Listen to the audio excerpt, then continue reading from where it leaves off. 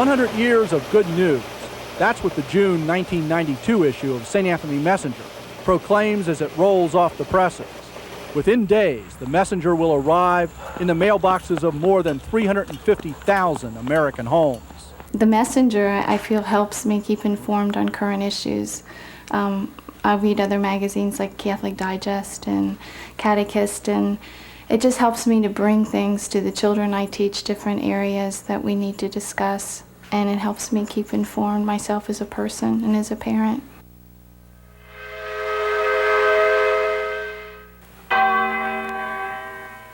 In 1893, when the first St. Anthony Messenger came off the press, only ornamented church steeples and plain factory smokestacks rose above the low, compact mass of the skylines over American cities.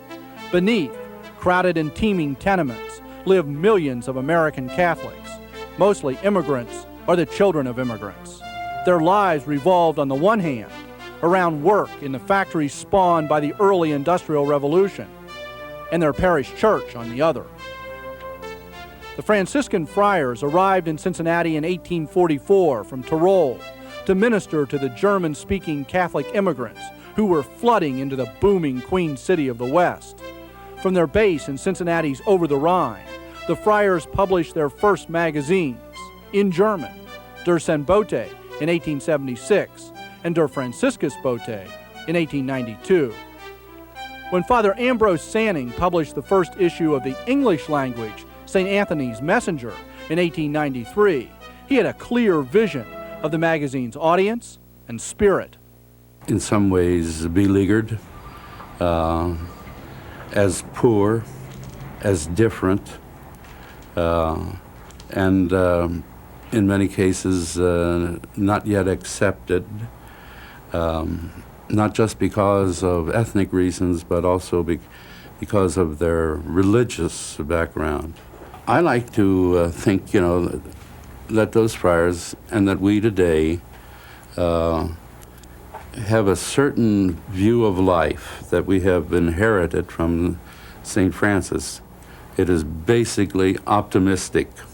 Those ancient Franciscan commitments were infused with a sense of modern urgency when just 2 years before the first Messenger appeared, Pope Leo XIII issued his famous social encyclical, Rerum Novarum. And in this country, Rerum Novarum resonated with the battle for labor unions. It resonated among Catholics because they were the blue collar, they were the people who were at the low end of the job scale, the economic scale. And they understood social justice. And it pushed them towards social justice in a very different way. Over the years, the Messenger recreated itself several times. Changes have always been driven by a search to find a better way to address the needs of the Messenger's readers. That I think St. Anthony Messenger addressed families. And in addressing the family structure, rather than intellectuals, rather than a particular class, they found a way into the lives of everyday Catholics. In the early 20th century, Catholic families felt isolated from the mainstream of American society. They built a subculture focused on parish organizations and the parish school. The Messenger responded by creating an all-purpose magazine with special departments for children, as well as patterns and recipes for housewives. Father Victor Dries was editing one time, and we were a little short on space and a little long on copy, so he just cut out the time and the temperature for baking this dish.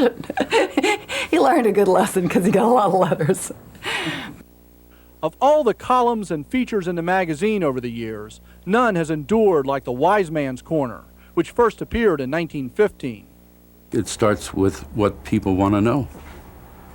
It starts what's on the minds of people, what they are asking, what troubles them, what disturbs them, or plain curiosity.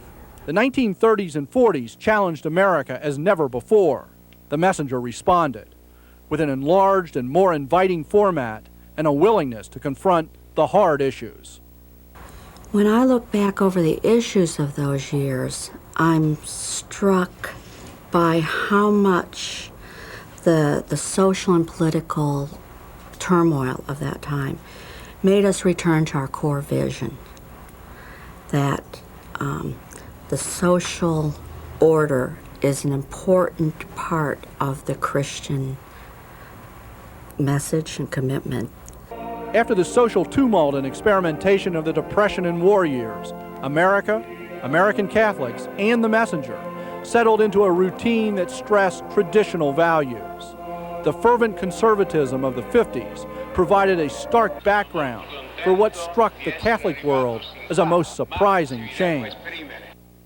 There was a lot of excitement and enthusiasm, the excitement of a new insight, a new way of looking at things. Not that there wasn't continuity, but we had this whole new vision which seemed to be people much more in contact with their experience, with the world that we knew, and a lot of new ideas coming out of the Vatican Council that we wanted to communicate with other people. Inspired with the spirit of renewal, a new editorial and art team developed a new St. Anthony Messenger. The first issue appeared in November 1964. I think it was a question of trying to explain without going too far. The great majority of our subscribers were older people, and we didn't want to make it look as though this was some radical new thing going on. And yet we thought it was important, and so we tried to go as fast as we could, which wasn't too fast. We wanted to transform the magazine into something sharp and crisp and attractive graphically to fit the new direction of the editorial. We didn't go in with the idea that we had all the answers, that we wanted to hear people's experience and hear how they were reacting to things that were changes that had been made. So very much more, I guess, an exploratory spirit. The new messenger expanded its field of concern. I think we saw that the mission of the church and our mission was not only to save souls, but to save the whole human person, body and spirit. And this meant that the whole human experience, our environment, our social surroundings, our cities, our ecology, the whole of creation, we saw as also, it was also meant to be saved and to come to fulfillment. I think our approach toward Muslims, toward Jews, toward people like in India, Pakistan, has become much more one of respect, one of approaching them, taking our shoes off, we're walking on holy ground, treating them very much as equals, looking for commonalities as opposed to just highlighting differences. We have lost our New York signal. Radar sources confirm the explosion of nuclear devices there in New York and up and down the East Coast. Ladies and gentlemen, this is real. This is... We interrupt this program at the request of the White House. This is a national emergency. This is an emergency action notification. I repeat, we interrupt this program at the request of the White House. Do not use your telephone. Telephone lines should be kept open for official use. Important instructions will follow. Ladies and gentlemen. Hello? The messenger looked for strong fiction to publish. Carol Amon's story of a family struggle in the aftermath of nuclear holocaust appeared in the messenger in 1980. 3 years later, Paramount Pictures released it as a feature film. The night after we read the story, almost everybody came and talked to somebody else and said, "Did you read this story?" I couldn't stop thinking about it. And that's the kind of stories that we look for, the ones that you can't stop thinking about. Beginning in the late 1960s, the Franciscans recruited professional lay editors for the first time. The effect was to enhance the basic commitments and strengths of the publication. Bringing family people in made our choices on what to publish, I think, more realistic. It was not always the idealized family that people had grown up with, but the problems that were being faced at that time. In many ways, the period after Vatican II was St. Anthony Messenger's best hour. And I think that if you look at all of the articles that have appeared in the Messenger, and also if you look at such things as Catholic Update, you will see that the Messenger really has dealt with many critical issues, many issues that are relevant to our lives, and those of us who are in ministry to our ministry. And I think that the messenger has been quite objective in presenting the various facets of these issues. As you so well know, most issues are not simple. There's a certain complexity, and so many dimensions have to be taken into account. I think that the messenger has done a very credible job in acquainting people, especially Catholics, with what has gone on in the Church, the renewal that has gone on since the conclusion of the Second Vatican Council. If you read through those back issues, you see that they're dealing with the turmoil, but they're trying to make sense of it. They were not active participants in one side or the other. They had that news section that digested what was going on, but they always had that kind of gentleness about their approach that I've associated with the whole Franciscan lifestyle. In the 1970s, the messenger began reaching out in other ways as well.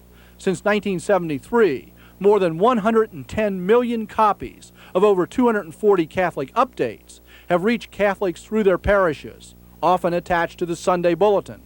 And I think Catholic Update is a real gift to the Church, because it takes important issues and it kind of boils them down and presents them in a way that ordinary people can understand. I think they've done the Bishops' Conference a great service, because whenever important documents come out, soon thereafter comes a number of Catholic Update, an issue of Catholic Update, with a redoing of the Bishop's document in more popular language.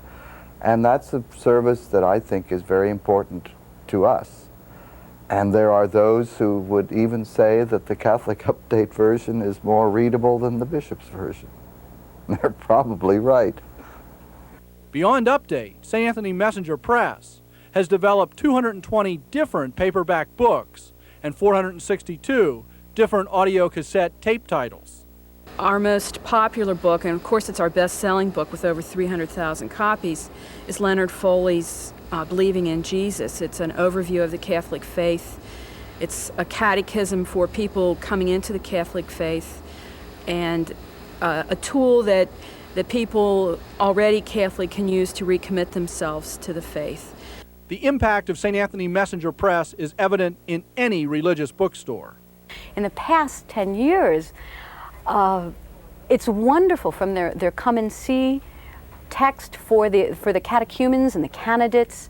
The material on saints, the Foley books, wonderfully presented. Material that's current and up to date. It's just it's a marvel to see what they've done.